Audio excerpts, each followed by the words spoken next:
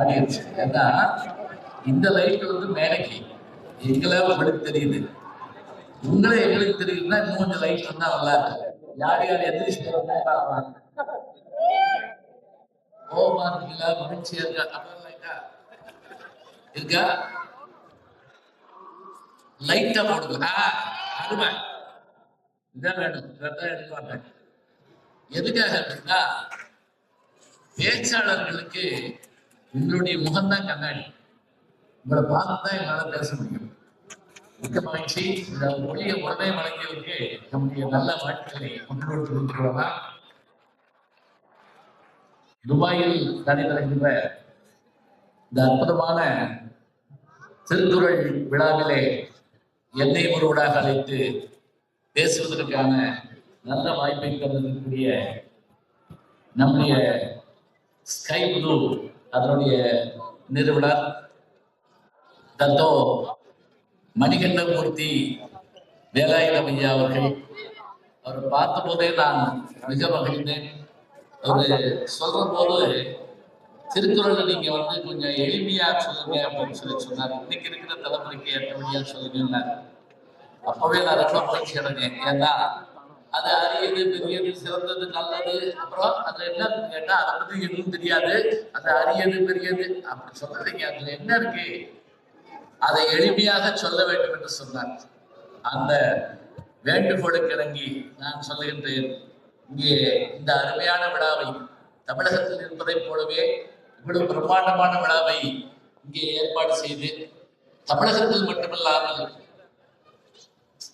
சிங்கப்பூரில் இருந்தும் புதுவையில் இருந்தும் துபாயினுடைய மிகப்பெரிய பொறுப்பில் இருக்கின்ற அதிகாரிகள், கவுன்சிலேட் ஜெனரல் அவர்களையும் வரவேற்று இந்த நிகழ்ச்சியை ஏற்பாடு செய்திருக்கிற அத்தனை பெருமக்களையும் நாங்கள் மிகுந்த மகிழ்வோடு வணங்கி பாராட்டி எங்களை எல்லாம் வரவேற்ற போது நாங்கள் மகிழ்ந்தது என்ன என்றால், இங்கு நாம் பேச வருகிறோம், நமக்கு எப்படி மேடை இருக்கும் என்று யோசித்தோம்.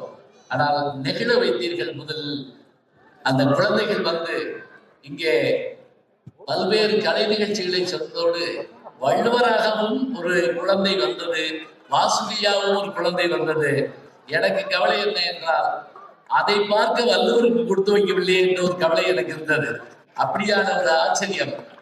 அந்த குழந்தைகளை அப்படி உருவாக்கிய பெருமக்களை பாராட்டி இந்திய துணை தூதர் வணக்கத்துக்குரிய திருமிகு சதீஷ்குமார் சிவன் அவர்களுக்கு அன்பு பாராட்டை மக்களோடு தெரிவித்து, இங்கே வருகை தந்து பெருமை சேர்க்கின்ற புதுச்சேரியினுடைய பொதுப்பணித்துறை மற்றும் சுற்றுலாத்துறையுடைய அமைச்சர் திருமணர் திருமிகு கே. லட்சுமி நாராயணன் அவர்களுக்கும் அன்பு பாராட்டை சொல்லி, பல முறை சிங்கப்பூரிலும் மலேசியாவிலும் நாங்கள் சுற்றுப்பயணம் செய்கிற போதெல்லாம் எங்கள் ஊரில் இருப்பதை போன்று எங்களை உணர வைக்கின்ற ஒரு பெருமானார் யார் என்று கேட்டால் அவர்தான் வணக்கத்துக்குரிய தத்தோஸ்ரீ டாக்டர் எம். சரவணன் அவர்கள். அவர்களுக்கு அன்பு பாராட்டை நாங்கள் மகிழ்வோடு தெரிவித்துக் கொள்கிறோம். இந்த நிகழ்ச்சியிலே நாங்கள் பங்கு பெறுவதற்கு மிகச்சிறப்பான காரணமாக இருந்து எங்களை எல்லாம் வரவேற்றதோடு அருமையான ஒரு உணவினை நேற்று தந்தார். உணவினை தந்தார் என்பதோடு மட்டுமில்லை, உண்டு மகிழ்ந்ததை கண்டு மகிழ்ந்தார். அதான் ஆச்சரியம். ஒரு நாள் சாப்பிட கொடுத்துட்டு சாப்பிட்டு இருக்க வரேன்னு சொல்லிட்டு போகாம அருகிருந்து தாய் ஊட்டுவதை போல ஊட்டி ஊட்டி எங்களுக்கு அந்த மகிழ்ச்சியை தந்த வணக்கத்துக்குரிய ஐயா கண்ணன் ரவி அவர்களுக்கு எங்களுடைய அன்பான பாராட்டை மகிழ்வோடு தெரிவித்துக் கொள்கிறோம். நல்லாவே கைதத்துல நீங்க சும்மா பாருங்க.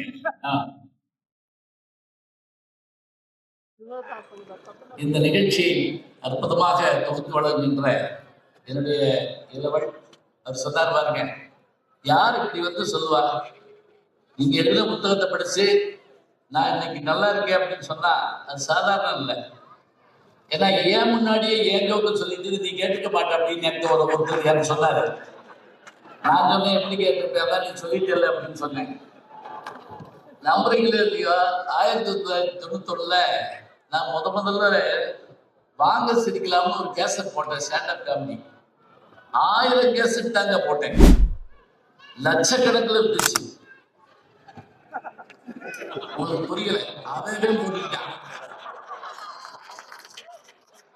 எனக்கு முதல்ல பஸ் ஸ்டாண்ட்ல நாங்கள் புறப்பட்டு கூட்டமா இருந்தது.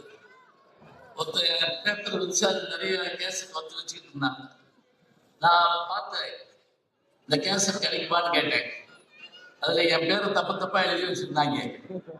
இது கிடைக்குமான்னு கேட்டேன். ஒரு வாரத்துக்கு முன்னாடியே சொல்லாதான் கிடைக்கும் அப்படின்னா ஒரே அறையில் கொண்டு விடுவேன், இது நான் தான் அப்படின்னு. அப்படியே எடுத்து ஓடி போயிட்டாங்க. ஆனா அவன் படக்காரன் ஆயிட்டான், நான் இப்படியே போலவே இருக்கேன். அதை பத்தி ஒண்ணும் இல்லை. தமிழ் பொதுதானுங்க, நல்ல விஷயம் தானே. மிக அருமையாக இந்த நிகழ்ச்சியை தொகுத்து வழங்குகின்ற தாரோடு போகாத ஊருக்கெல்லாம் ஈரோட்டின் வழியாக சென்று தமிழ் பரப்புகிற ஈரோடு மகேஷ் அவர்களுக்கு என்னுடைய அன்பான பாராட்டை பங்கோடு கொள்கிறேன்.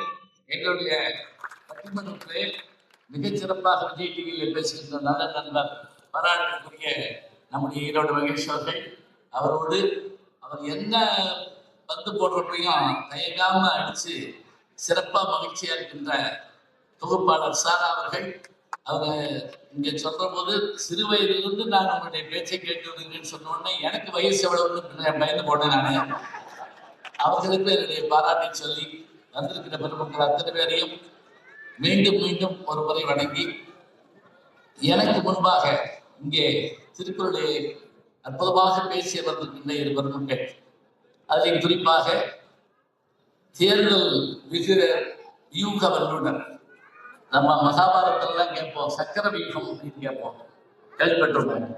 அப்படி தேர்தல் யூகத்தை ஒரு தமிழராலையும் வகுக்க முடியவில்லை. ஏனென்றால் பொதுவாக ஒரு பேரைத்தான் நம்ம கேள்விப்பட்டு இருப்போம்.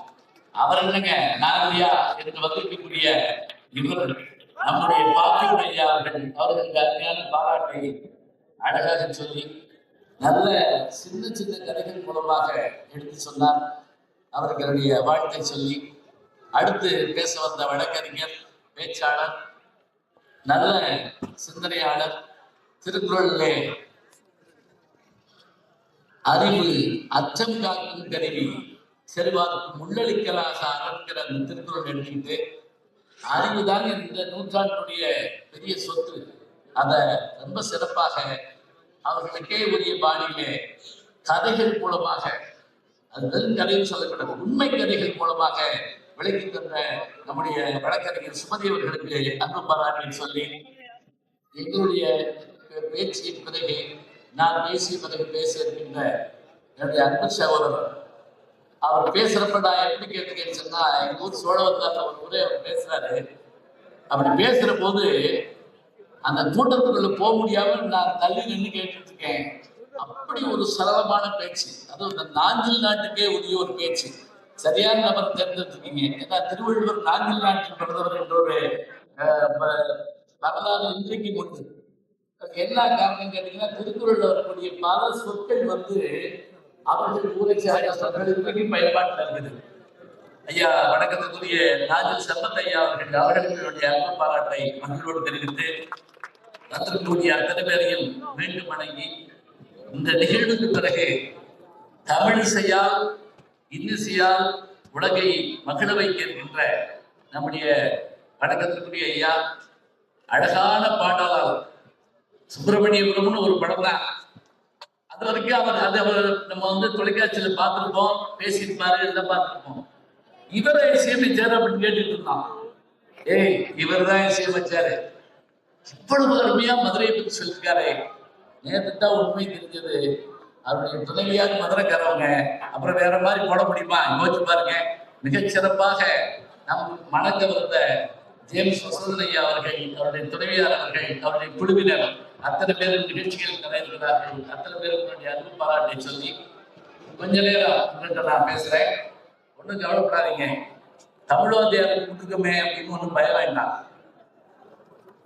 நான் எங்க போனாலும் எவ்வளவு நேரம் பேசுறதுங்கிறதுக்கு ஒரு ஏற்பாட்டு அவசரத்தை கேட்டுக்கிறேன். ஏன் அப்படின்னு கேட்டா, என்னோட தொலைபேசியில அதிகம் பேசுகின்ற நண்பர் முகமது கபீர் அவர்கிட்ட கேட்டேன், எவ்வளவு நேரம் கொடுப்பீங்க மொத்தம் பேச முடியுது? 1/2 மணி நேரம் வச்சிருக்கிறோம், 20 நிமிஷம் 25 நிமிஷம் பேசலான்னு. ரொம்ப சந்தோஷமா இருக்கு. ஏன் கேட்க வந்தீங்களா? ஒரு சின்ன கிராமத்துக்கு நான் பேச போறப்ப அந்த ஊர்ல இருக்கக்கூடிய பஞ்சாயத்து போர்டு தலைவர்கிட்ட கேட்டேன், எவ்வளவு நேரம் பேசுறேன்னு. அவர் ஓடி வந்து கையை பிடிச்சிட்டு கண்ணீர் விட்டாருங்க. இப்படி கேட்க கூடாதியா, இது உங்க வேலை, உங்க ஊர், எவ்வளவு நேரம் வேணாலும் நீங்க பேசுங்க, நாங்க போயிடுவோம் அப்படின்னாரு. எங்களுக்கு வேலை இல்லை அப்படின்னாரு. நான் தான் வேலையை தவிர விரும்புறவங்க பேசிட்டு இருக்கேன். இங்க சாப்பிட்ட உணவு இங்க போனா நமக்கு 3 மணி நேரம், அது நம்ம உடலுக்கு வேண்டிய சத்தை கொடுத்துட்டு போயிருக்கு.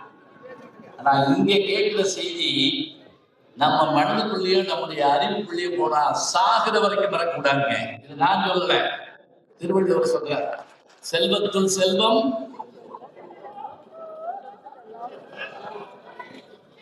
ரொம்ப சின்னதா இருக்கு. அதே எழுத சொல்றார், செல்வத்துள் செல்வம்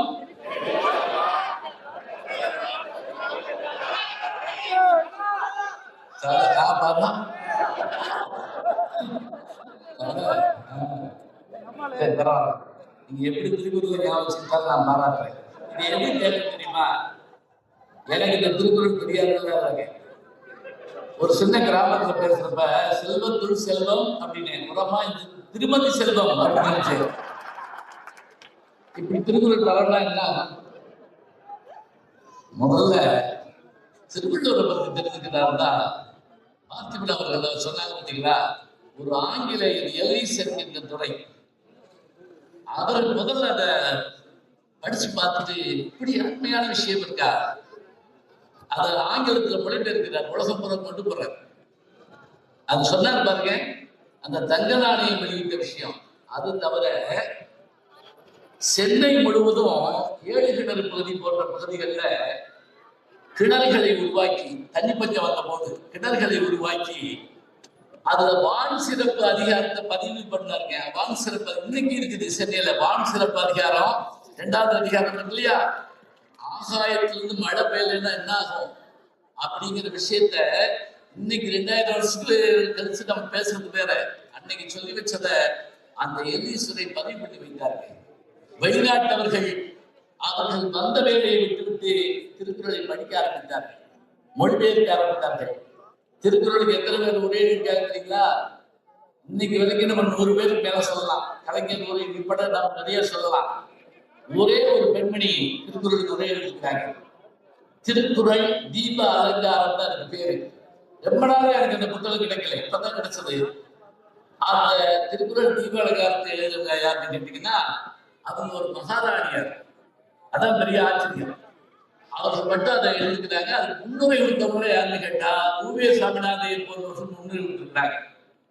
இப்ப இந்த திருக்குறளுக்கு பழைய உரை 10 இருக்குது. அதுக்கு பிறகு இன்னைக்கு வரைக்கும் எல்லாரும் எழுதிட்டே இருக்காங்க.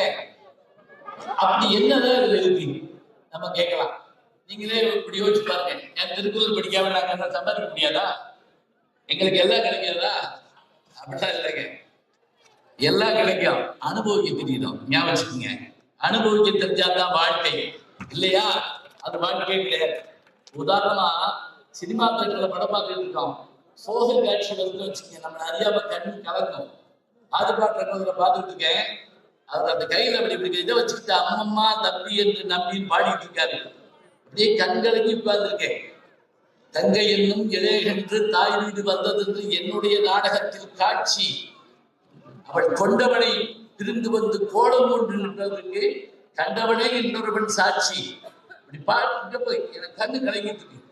என் பக்கத்துல ஒருத்தர் 10 முறுக்க ஒன்னா வாங்கி வச்சு கண்ணு எனக்கு சப்பு நெறிப்புலாம் போல இருந்துச்சு. அவனை கோபத்தோட பார்த்தேன். அவன் உடனே அப்படின்னா, நீ சாப்பிட்டியா? ஏன்டா இதுக்கெல்லாம் பிறந்த நீ முறுக்கு தின்னு வேணான்னு சொல்லல.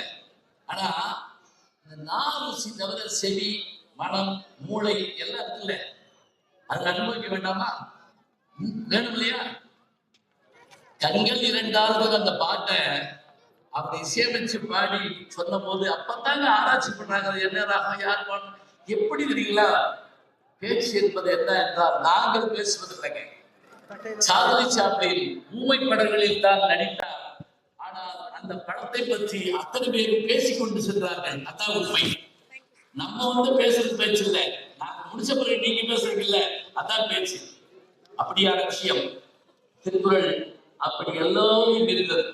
இன்னைக்கு பாட்டுல சொல்றாங்க, நாடகத்துல சொல்றாங்க, கதையில சொல்றாங்க, திருக்குறளை கையாளாதவர்கள் இல்லை. ஒரு அழகான குழந்தை போனா தூக்கி கொஞ்சம் இல்லையா, அது போல திருக்குறளை பார்க்காதது யாரும் இல்லை. எளிமையா சொல்ற பாருங்க, திருக்குறள் நீரோட்டம் பாயாத இலக்கிய வயல்களே தமிழில் கிடையாது. திருக்குறள் நீரோட்டம் பாயாத இலக்கிய வயல்களே தமிழில் கிடையாது. சொன்னவர் யார் தெரியுமா? மதுரை காமராசர் பல்கலைக்கழகத்தினுடைய துணைவேந்தர் வாசுப மாணிக்க நான் சொல்றாரு. அப்ப அது எல்லாரும் எடுக்கிறாங்க. சிலப்பதிகாரமா திருக்குறள் இருக்கும், மணிமேகலையா திருக்குறள் இருக்கும், பின்னாடி அதை பற்றிய கதைகளா திருக்குறள் குமரேஸ்வர் பாபா 2 வரி திருக்குறள், மேல 2 வரி கதை, 1030 இருக்கும். திருக்குறளை ஏதாவது ஒரு முயற்சி பண்ணிக்கிட்டே இருப்பாங்க. திருக்குறளையே ஒரு சுருக்கி குறுங்குறள்னு பண்ணாங்க. திருக்குறளே 7 சொல்றான், அதை ஒரு குறுங்குறள்னு பண்ணாரு. குழலிலிருந்து யாழிலிருந்து 80 மக்கள் மழலை சொல் கேளாதவர் கேட்டிருப்பீங்க. தயவு செஞ்சு இந்த திருக்குறளை எல்லாருக்கும் சொல்லிக் கொடுங்க, மனப்பாடம் பண்ணிக்க. 3 லகரம் வரக்கூடிய ஒரே திருக்குறள் இருந்தான். 3 லகரம் தமிழ்ல 3 லகரம் இருக்கு. அப்படியா அப்படின்னு திடுக்கிடக்கூடாது. இருக்கு. லட்டுன்னு எழுதுனா ஒரு லகரம், குண்டு லகரம். பள்ளிக்கூடம் எழுதுனா ஒரு லகரம், பொது லகரம். பொது லகரம் ஏன் தெரியுங்களா? வடமொழியிலையும் வரும், தென்மொழியிலையும் வரும். அதனால அது பொது லகரம். நமக்கே உரிய ஒரே லகரம் எதுன்னு கேட்டா சிறப்பு லகரங்க. இது 3 இந்த திருக்குறள் இருக்கு. குழலிருந்து யாழிலிருந்து 80 மக்கள் மழலை சொல் கேளாதவன் சொன்னா, இப்ப பாருங்க, இந்த திருக்குறள்ல சொல்லப்படாத விஷயங்கள் எதுவும் இல்லைங்கிறது நம்ம பார்க்கிறோம். அதான் அதனுடைய சிறப்பு. இதே போல இந்த திருக்குறளை எடுத்து வைத்துக் கொண்டு இதில் இருக்கக்கூடிய அரிய செய்திகள் எல்லாம் நம்ம பார்த்துட்டோம்னா அவ்வளவுதாங்க போதும், வேற ஒன்றும் வேண்டாம். நம்ம பிள்ளைகளுக்கு எப்படி சொல்லிக் கொடுக்க போறோம்? திருவள்ளுவர் எப்படிப்பட்ட தெரியுங்களா? 21ஆம் நூற்றாண்டுல நம்ம ஆட்கள் குறுஞ்செய்தி மட்டுமே படிப்பான்னு தெரிஞ்சுக்கிட்டு குறுஞ்செய்தி அளவுக்கு 7 சொல்ல எழுதின ஒரே அறிஞர் அவன் தாங்க திருவள்ளுவர். இப்ப நீங்க யோசிச்சு பாருங்க, கொஞ்சம் பெருசா இருந்தா என்ன செய்யறோம்? ஸ்க்ரோல் பண்ணி விட்டுறோம், போ பண்ணிட்டுறோம்.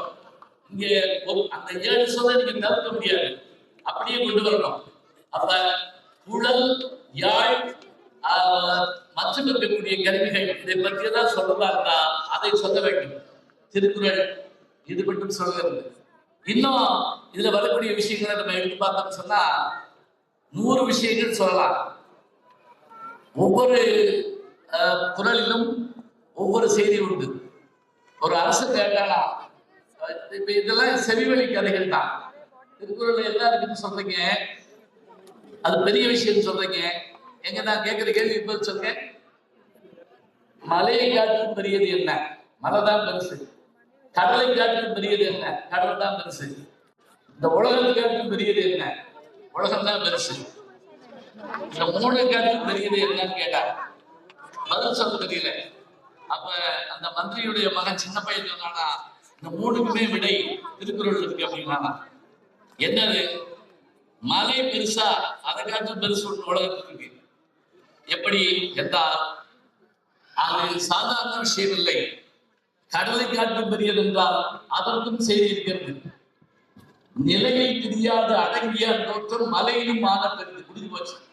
எவன் ஒருவன் 5 அடக்கி ஆடுகிறானோ அவனுடைய பெருமை மலையை காற்று உயர்ந்தது. ஒண்ணு முடிஞ்சது. 2வது, கடலை காற்று பெரியது என்ன? பயன் தூக்கால் செய்த உதவி நயன் தூக்கி நன்மை கடலில் பெருது. இன்னொன்னு எதிர்பார்க்காம, இப்ப நம்ம பல பேருக்கு எப்படி உதவி செய்வோம்? பஸ்ல நான் டிக்கெட் எடுத்தா நீ தியேட்டர்ல டிக்கெட் எடுக்கணும், அங்க நான் எடுத்தா நீ எனக்கு ஐஸ்கிரீம் வாங்கி, இப்படித்தான் நம்ம உதவி செய்வோம். நானும் ஒரு நண்பரும் ஹோட்டலில் சாப்பிட்டு பில்ல பாக்குற 6000 ரூபாய். நான் கண்ணு கலங்கி உட்கார்ந்துருக்கேன். அவன் பல்லு குத்திக்கிட்டு பேசாம இருக்கான். அப்புறம் நான் தான் கொடுத்தேன். வெளியே வந்தோடனே என் கையை பிடிச்சுக்கிட்டாங்க.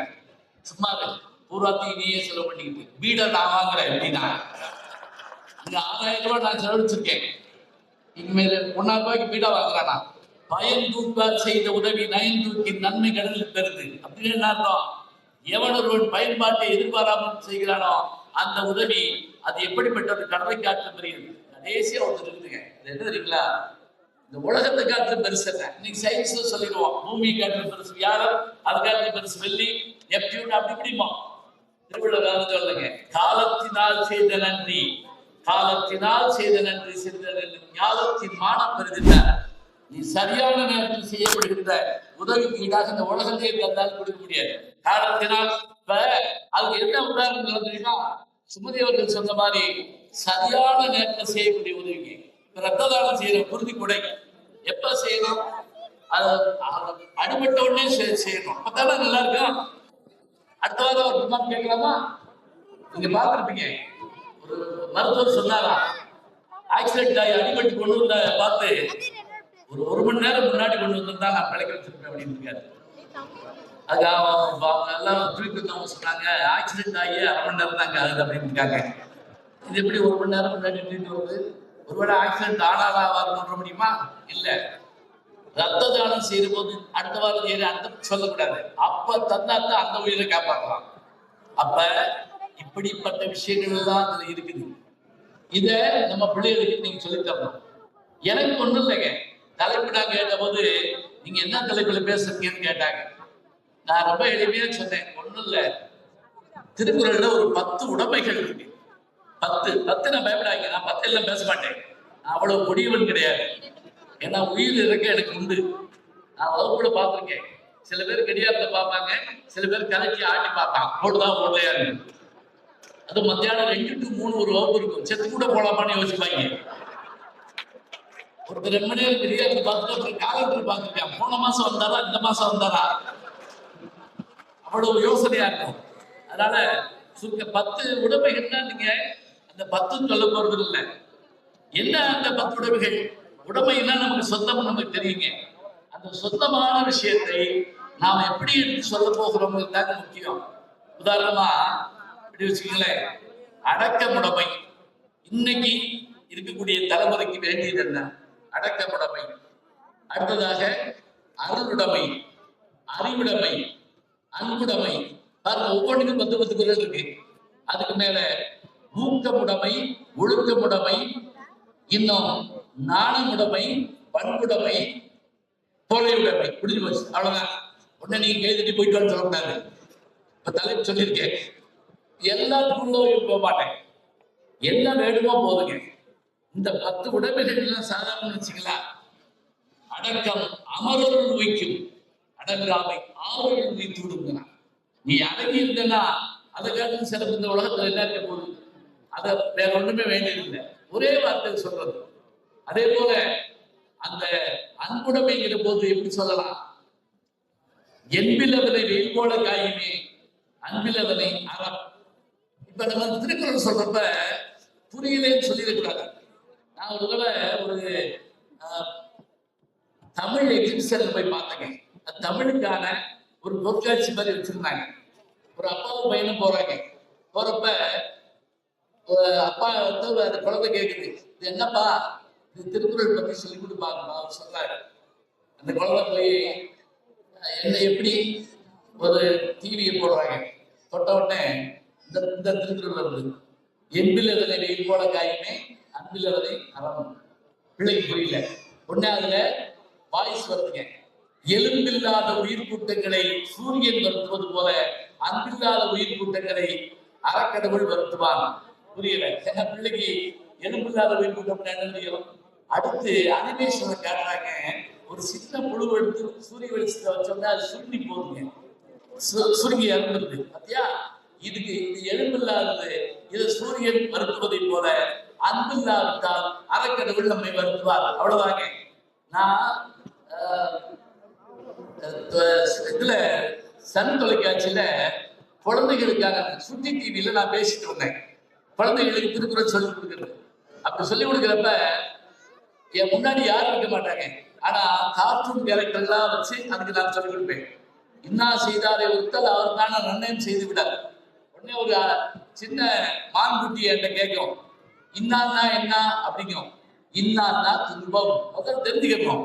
இன்னா செய்தாரை ஒருத்தல் அவர் நான நன்னயம் செய்து முடியுமா? நமக்கு துன்பம் செய்தவர்களை நாம் என்ன செய்ய வேண்டும் என்றால், சமயம் பார்த்து அவர்களை பழிவாங்க கூடாது. அவர்கள் வெட்கப்படுமாறு அவர்களுக்கு நன்மை செய்ய வேண்டும். இன்னா செய்தாரை ஒருத்தல் அவர் நான நன்மையும் செய்து விட. எவ்வளவு ஆச்சரியமா இருக்கு பாருங்க. காந்தியடிகள் எப்படி சொல்லுவாங்க, அவர் ஆப்பிரிக்க சிறையில் இருந்த போது அப்படி மிதிச்சு செல்லா ஒரு சிறை அதிகாரி உள்ள போய் விழுந்தாரு. அவரு அந்த சிறைச்சாலை இருந்து வெளியே வர்றப்ப அவர் விடுதலை ஆகிறப்ப அந்த அதிகாரிக்கு ஒரு பரிசு கொடுத்தாராம். அந்த பரிசு என்னன்னு பார்த்தா அது ஒரு காலில் மாட்டக்கூடிய ஒரு செப்பல் ஷூ மாதிரி. அதை வாங்கி மாட்டி பார்த்த அதிகாரி கால் அளவு சரியா இருக்கிறத பார்த்து இந்த அளவை எங்க எடுத்தீங்கன்னு கேட்டார் அந்த வெக்கத்தோட. என்னை மிதிச்சு தள்ளுறீங்கல்ல, அந்த சட்டையில அளவு இருந்துச்சு உங்க கால அளவு, அதை எடுத்து நான் வந்து இந்த உங்களுக்காக தச்சு கொடுத்தேன். இனி அவன் ஜென்மத்துக்கு யாரையாவது மிதிப்பானா சொல்லுங்க பாப்போம். திருடனாய் பார்த்து திருந்தாவிட்டால் திருட்டை ஒழிக்க முடியாதுன்னு நாங்க மட்டுப்பட்டு கல்யாணம் செஞ்சோம். அது மாதிரி தாங்க நமக்கு ஒரு விஷயத்தை சொல்லிக் கொடுக்குறப்பவே அப்படியான இன்பத்தை அருமையாக சொல்லிக் கொடுக்கணும். அதே போல அறிவுங்கிற ஒரு விஷயத்துல எத்தனை விஷயங்கள் இருக்கிறதான் அவங்க எடுத்து சொன்னாங்க. அந்த அறிவுக்காக நாம் என்ன போராட்டங்களை நடத்தி கொண்டிருக்கின்றோம் அதை பார்த்தோம். இன்னும் நம்முடைய நம்பிக்கையே வராத சில விஷயங்கள் என்ன பெய்யன பெய்யும் மழைங்கிறாங்க. தெய்வம் தொழால் கொடுகன் தொழுதுவார் பெய்யன பெய்யும் மழை. அது எப்படி அவர் மழை பெய்யுன்னா பெய்யுமா அப்படின்னு கேட்கிறோம். அப்படி அர்த்தம் எடுத்துக்க கூடாதுங்க. மணலை கைதா திரிப்பா ஆகாயத்தை ரெண்டாக்குமா அப்படின்னு சொல்றது கொஞ்சம் உயர்வு நடச்சி. அது போல மழை பெய்யென்றால் பெய் என்கின்ற பெய்ய வைக்கின்ற அளவுக்கு தகுதி உடையவள் அவள், அவ்வளவுதான். அது சங்கீதத்திலிருந்து எடுத்துக்காட்டு சொன்னார். எப்படி தேவையானால் தங்கள் திறத்தை வெளிப்படுத்துவார்கள். இன்னொரு திருக்குறள் என்ன, தோன்றி புகழோடு தோன்றுக அக்திலா தோன்றலில் தோன்றாமை நன்று. இப்ப எல்லாருக்கும் சந்தேகம், பிறக்கிறப்ப கேட்டுட்டா பிறக்கிறான், அப்புறம் எப்படி புகழ் பெற முடியும்? தோன்றி புகழோடு தோன்றுக. இப்ப எல்லாருக்கும் டேட் ஆஃப் பர்த் தெரியுங்க, டேட் ஆஃப் டெத் தெரியாது, தெரியக்கூடாது. அதுதான் முக்கியம். தெரிஞ்சா சந்தோஷமா இருக்க மாட்டோம், நினைச்சு அழுவோம். அது கூட பரவாயில்ல. சில பேர் மாடியில இருந்து தேதிகளை சொல்ல ஆரம்பிச்சிருவாங்க. இந்த நவம்பர் 6 போறாப்பாரு, இந்த அக்டோபர் 8. சில பேர் நம்ம வீட்டுக்கு வந்துடுவா, இன்னைக்கு உங்களுடைய டெத் டேட் அப்படின்னா பர்த்டே கூட வர மாட்டான்.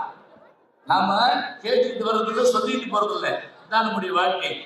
இந்த வாழ்க்கையில கூட நம்முடைய செயல்பாடுகளை வந்து என்ன செய்யணும் என்றால் வரையறுத்து கொண்டு வாழ வேண்டும். அதான் அவருடைய சிறப்பு.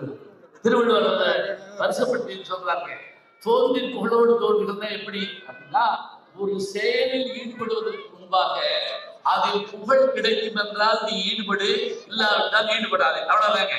தோன்றில் மேடையில் தோன்றோம் என்றால் இதில் வெற்றி கிடைத்தால் பாருங்கள், இல்லாவிட்டால் விட்டு விடுங்க. இதுக்கு சங்க இலக்கியத்திலிருந்து அதிகமான மன்னனை ஔவையார் பாடுகிற போது அவன் தீக்கடை கோல் போல அப்படிங்கிறான். தீக்கடை கோல் நெருப்பை உருவாக்கக்கூடிய அந்த கட்டை. அப்படி ரெண்டு இந்த கட்டை சும்மா இருக்கப்ப சாதாரணமா இருக்கும், அப்படி கடை ஆரம்பிச்சா நெருப்பு பறக்கும். உனக்கு வாய்ப்பு கிடைச்சா நீ சாட்சி காட்டு. இதுதான் அதனுடைய சிறப்பு. இப்படி ஒவ்வொரு செய்திகளையும் உடைமைகள் மூலமாக வருஷப்படுத்தி சொல்றாங்க. எல்லாம் இன்னைக்கு சொல்ற இளைய தலைமுறைக்கு என்ன சொல்லலாம்? உன் நண்பன் யார் என்று சொல், நான் உன்னை பற்றி சொல்லுகிறேன் சொல்றோம் இல்லையா? அந்த நண்பனுக்கு ரொம்ப அழகான அதிகாரங்கள் வச்சிருக்காரு. நட்பு, தீ நட்பு, கூடா நட்பு வருஷப்படுத்திட்டு சொல்றாரு. பழமை நட்பு ஆராய்தல். நமக்கு நண்பன் யாருங்க? நமக்கு கஷ்டம் வர்றப்ப அவனை காப்பாற்றுறவன்னா நமக்குரிய நண்பன். நமக்கு கஷ்டம் வர்றப்பதான் அவன் எங்க இருக்கான்னு கண்டுபிடிக்க முடியுமா? அந்த கஷ்டம் வர்ற நேரத்துல அவன் எவ்வளவு தூரத்துல இருக்காங்கிறது நீ அளந்து பாரு. அவனுடைய அந்த நட்பின் நன்மையை கண்டுபிடிச்சு கொள்ளலாம். உறவுக்கு நட்புக்கு என்ன வேறுபாடு தெரியுமா? தண்ணீர் வந்தால் துடைப்பது உறவாக இருக்கலாம், தண்ணீரே வராமல் காப்பது நட்பாக இருக்கும் என்று சொன்னால் அந்த நட்பு நமக்கு தேவை. அந்த நட்பை மிக அழகாக எடுத்து சொல்லுகிற பெருமை திருவள்ளுவருக்கு உண்டு. நட்பு ஆராய்ந்து பார், தீ நட்பை விட்டுவிடு, கூடா நட்பு உனக்கு வேண்டாம். எவ்வளவு அழகான விஷயங்கள் எல்லாம் எடுத்து சொல்றாரு பாருங்க. அதே போல ஒழுக்கம்ங்கிற விஷயத்துக்கு இன்னைக்கு முக்கியமா சொல்ல வேண்டியது இதாங்க. எல்லாத்தையும் பிரிச்சு காமிச்சாங்க. நிலத்தை 5ஆக பிரித்து, திசையை 4ஆக பிரித்து, தமிழை 3ஆக பிரித்து, வாழ்க்கையை அகம் புறம் என்று 2ஆக பிரித்து, ஒழுக்கத்தை மட்டும் 1ஆக வைத்தான் தமிழன். அந்த ஒழுக்கம் எப்படிப்பட்டதாக இருக்க வேண்டும்? ஒழுக்கம் உயிரினும் ஓம்பப்படும் அப்படின்னார். அதாங்க சிறப்பு. அதே போல கொடை கொடுக்க வேண்டுமா? ஈகை வேண்டுமா? எல்லாவற்றுக்கும் தனித்தனியா சொல்றார்.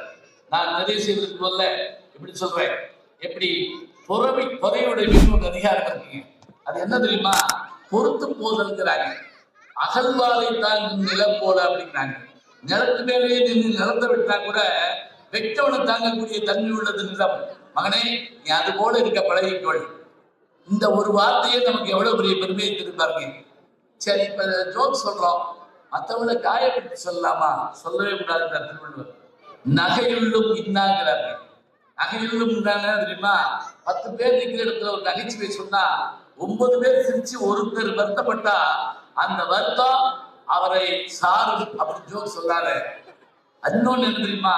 இந்த உலகம் யாரால இருக்கிறது என்று கேட்டால் இது நல்ல நகைச்சுவை அனுபவிப்பவர்களாக இருக்கிறது.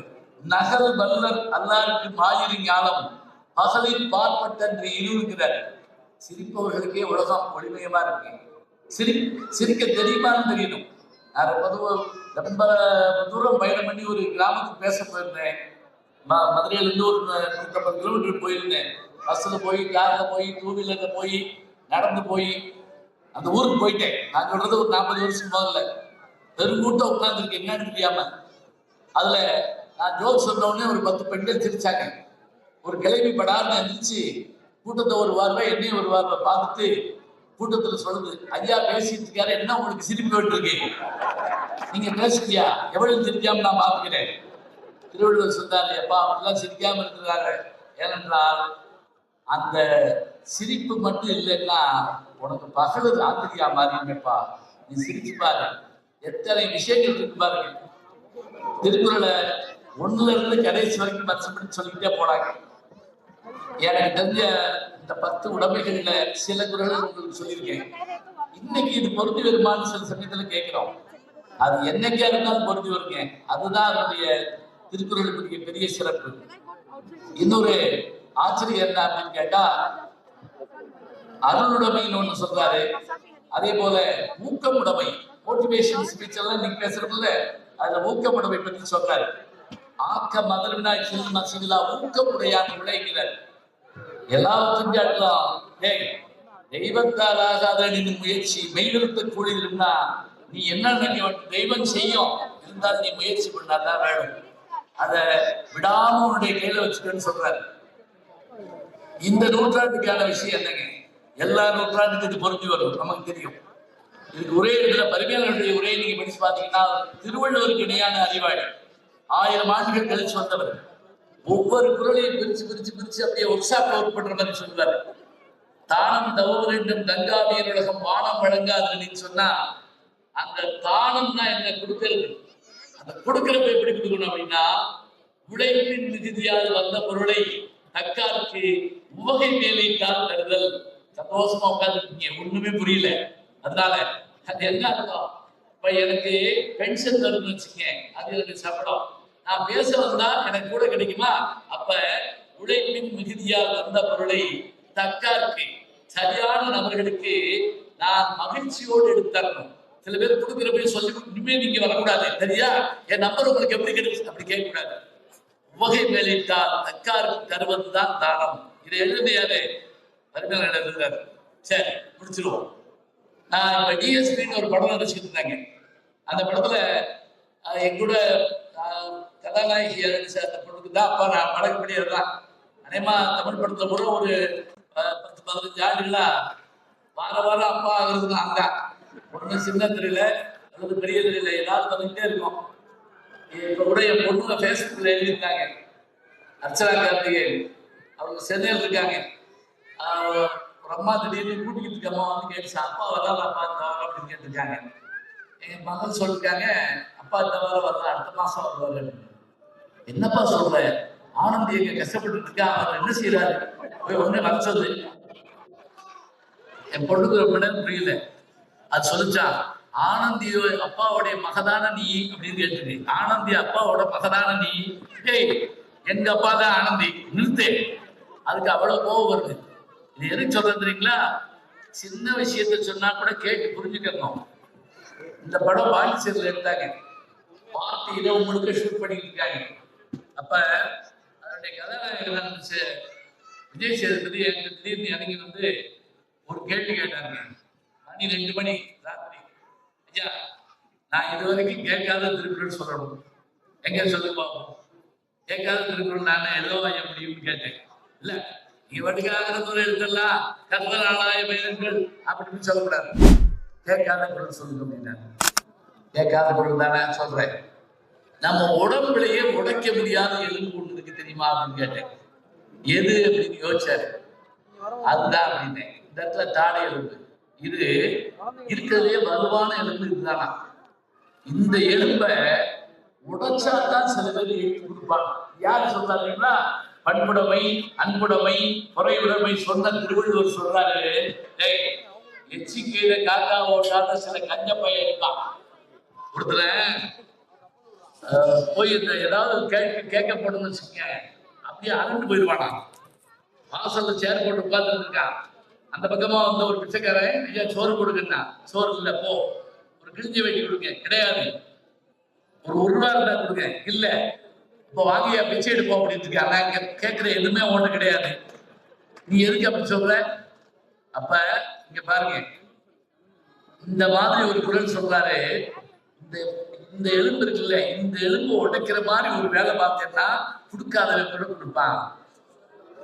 அவன் யாரு? எச்சிக்கையில காக்கா ஓட்டாதவன். நம்ம ஊர் பழமொழி. எச்சிக்கையில காக்கா ஓட்டுறது எழுதுறீங்களா? சாப்பிட்டுக்கிட்டு இருக்கப்ப காக்கா வந்து சொன்னீங்களேன், சூ அப்படின்னம்னா 4 பேருக்கு அதுல ஓடிடுமா. அதனால அதை கழுவிட்டு தான் விரட்டு வேணாம். இப்படிப்பட்டவர்களை அவர்களிடத்தில் செல்வத்தை பெற வேண்டும் என்று சொன்னால் என்ன செய்ய வேண்டும் என்றால், இந்த தாடை எலும்பு நொறுங்குகிற மாதிரி அடித்தால் வாங்கலாம். ஈர்ங்கை எதிரார் கயவர் பொடிமுடைக்கும் பூங்கையல் அல்லாதவருக்கு கைய வளைச்சு குத்துறேன்னு வச்சுக்கா, அந்த வாங்க முடியும்னு சொல்லிட்டு மாஸ்டர் படத்துல நீங்க குத்துறீங்கல்ல, அது மாதிரி சொன்ன உடனே அவர் ஓடி வந்து நீங்க கண்டுபிடிச்சிட்டாங்க. ராத்திரி 2 மணிக்கு ஒரு திரையுலக ஹீரோக்கு ஒரு செய்தியை சொல்றதுக்கு அவர் நடிச்ச படத்துல இருந்து நான் ஒரு எடுத்துக்காட்டு திருக்குறள் மூலமாக சொல்ல முடியும்னு சொன்னா, இந்த நூற்றாண்டு மட்டும் இல்லைங்க, எந்த நூற்றாண்டா இருந்தாலும் நான் குழந்தைகளுக்கு சொல்லலாம், பெரியவர்களுக்கு சொல்லலாம். சிட்டி டிவியை சொல்லல, ஒரு கல்யாண வீட்டுல பேசி இறங்குறப்ப ஒரு 6 வயது குழந்தை என்கிட்ட வந்து கையை பிடிச்சு நீங்க தானே சுட்டி டிவியில திருக்குறள் சொல்றீங்கன்னு கேக்குது. நான் ஆச்சரியப்பட்டு, நீ பாப்பையா பாப்பானே, பாப்பேன், உங்களை எனக்கு ரொம்ப பிடிக்கும், என் தம்பிக்கு ரொம்ப ரொம்ப பிடிக்கும், இதுக்கே 6 வயசு. அது போய் உங்க தம்பியை கூட்டு வந்துச்சு. அவன் நீ ஏறன்னு பார்த்துட்டு நீ நல்லா பேசுற அப்படின்னா, அவனே அன்னைக்கு தான் பேச ஆரம்பிச்சிருக்கான். அந்த குழந்தையும் தெரிந்து கொள்ளுமாறு என்னால் பேச முடியும் என்று சொன்னால் அதற்கான களத்தை தந்தது திருக்குறள் என்பதை மறந்துவிடக் கூடாது. இளைஞர்கள் சொல்லி வைங்க, எந்த செய்தி எடுத்தாலும் சரி, மேனேஜ்மெண்ட் ஸ்டடிஸ் படிக்கணுமா, இதனை இதனால் இவன் முடிக்கும் என்றால் இந்த அதனை அவன் கண்விடல், இந்த செயலை இவனை கொண்டு இந்த கல்வியால் செய்ய முடியும் என்பது தீர்மானித்து விட்டால் போதும், அந்த காரியத்தை ஜெயிச்சிடலாம்.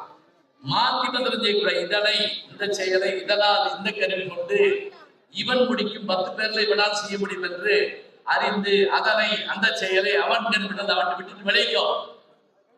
மாற்றி வராதுங்க. பூக்கடையில் வேலை பார்த்தவர்கள் கொண்டு பட்டாசு கடையில் உட்கார்ந்துருக்காங்க, ஒரு விடி கூட விற்கல.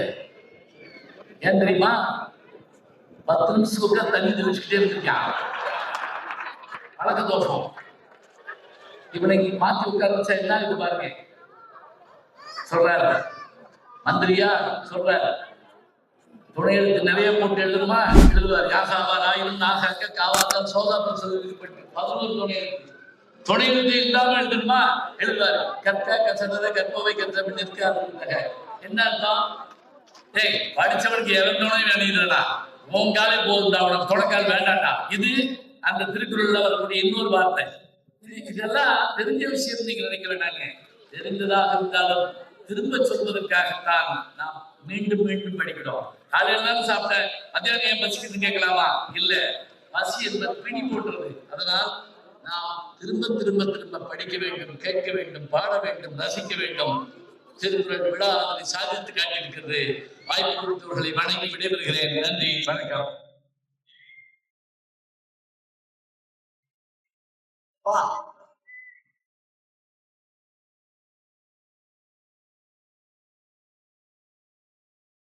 இருக்கிற ஆட்களையும்